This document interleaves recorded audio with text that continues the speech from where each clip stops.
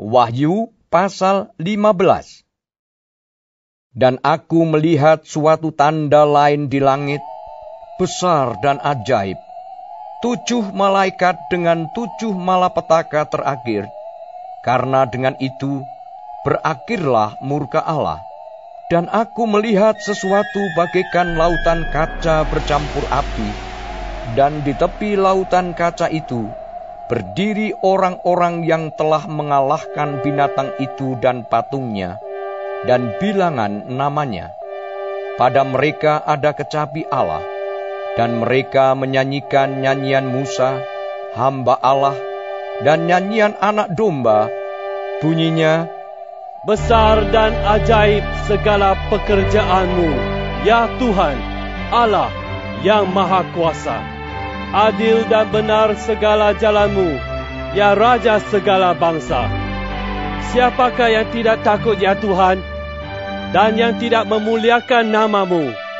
Sebab Engkau saja yang kudus. Karena semua bangsa akan datang dan sujud menyembah Engkau, sebab telah nyata kebenaran segala penghakimanmu. Kemudian daripada itu, aku melihat orang membuka bait suci, kemah kesaksian, di sorga, dan ke-7 malaikat dengan ke-7 malapetaka itu keluar dari bait suci, berpakaian lenan yang putih bersih dan berkilau-kilauan, dan dadanya berlilitkan ikat pinggang dari emas. Dan satu dari ke-4 makhluk itu memberikan kepada ke-7 malaikat itu 7 cawan dari emas yang penuh berisi murka Allah, yaitu Allah yang hidup sampai selama-lamanya. Dan bait suci itu dipenuhi asap karena kemuliaan Allah dan karena kuasanya. Dan seorang pun tidak dapat memasuki bait suci itu sebelum berakhir ke-7 malapetaka dari ke-7 malaikat itu. Wahyu pasal 16. Dan aku mendengar suara yang nyaring dari dalam bait suci, berkata kepada ke-7 malaikat itu, Pergilah dan tumpahkanlah ke-7 cawan murka Allah itu ke atas bumi. Maka pergilah malaikat yang pertama, dan ia menumpahkan cawannya ke atas bumi. Maka timbullah bisul yang jahat dan yang berbahaya pada semua orang yang memakai tanda dari binatang itu dan yang menyembah patungnya. Dan malaikat yang kedua menumpahkan cawannya ke atas laut, maka airnya menjadi darah, seperti darah orang mati, dan matilah segala yang bernyawa, yang hidup di dalam laut.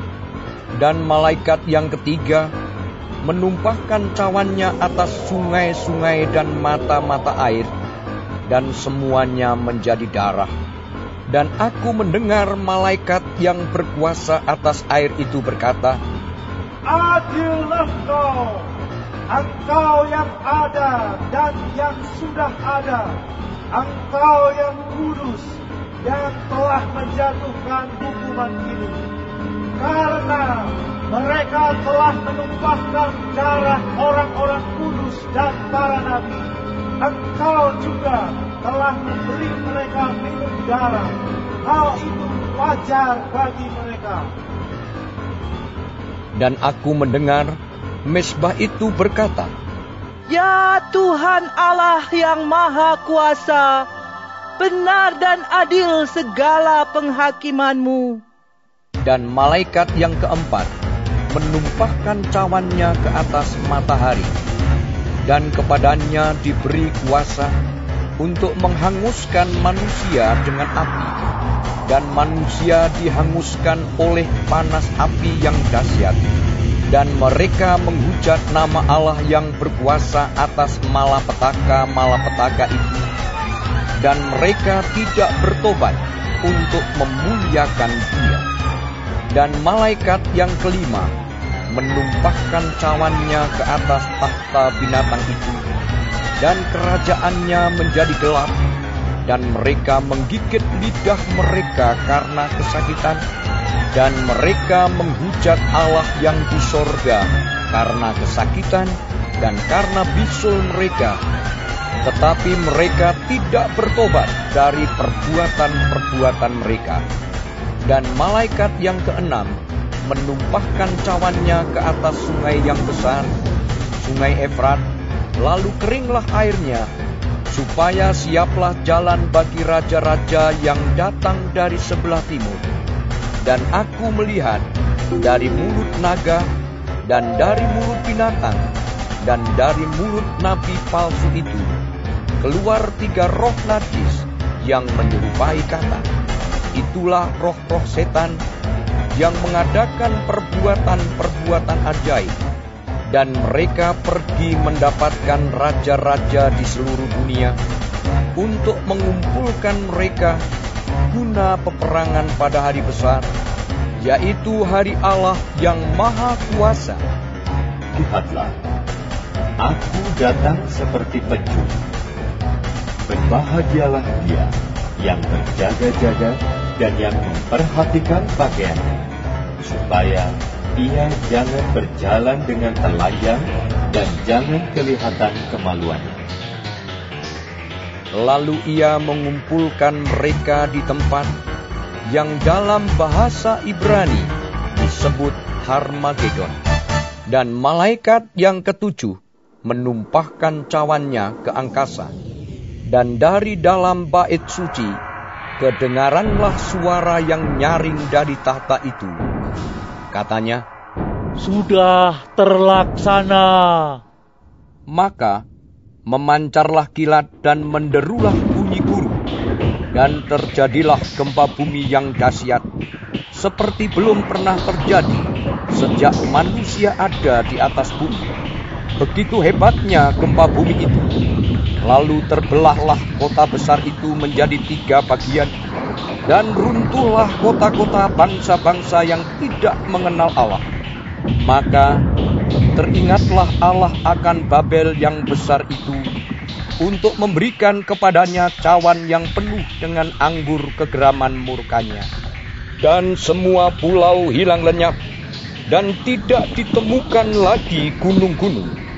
Dan hujan es besar seberat 100 pon jatuh dari langit menimpa manusia, dan manusia menghujat Allah karena malapetaka hujan es itu, sebab malapetaka itu sangat dahsyat.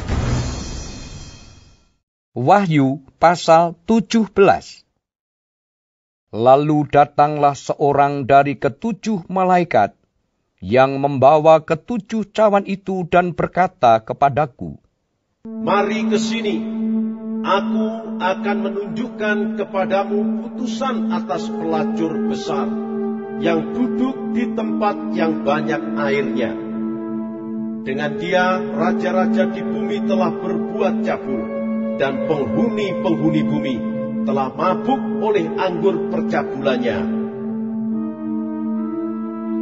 Dalam roh, aku dibawanya ke padang gurun, dan aku melihat seorang perempuan duduk di atas seekor binatang yang merah ungu, yang penuh tertulis dengan nama-nama hujat. Binatang itu mempunyai 7 kepala dan 10 tanduk, dan perempuan itu memakai kain ungu dan kain kirmisi yang dihiasi dengan emas, permata dan mutiara, dan di tangannya ada suatu cawan emas penuh dengan segala kekejian dan kenajisan percabulannya, dan pada dahinya tertulis suatu nama, suatu rahasia.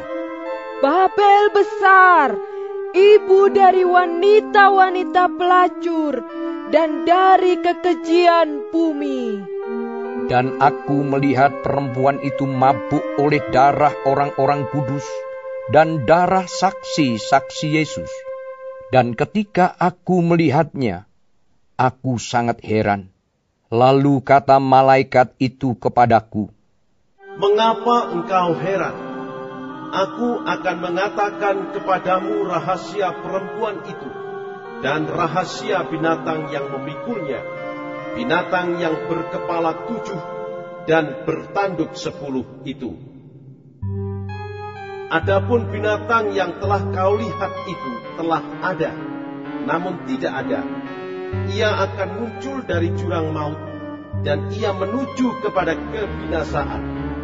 Dan mereka yang diam di bumi, yaitu mereka yang tidak tertulis di dalam kitab kehidupan sejak dunia dijadikan, akan heran apabila mereka melihat bahwa binatang itu telah ada, namun tidak ada, dan akan muncul lagi.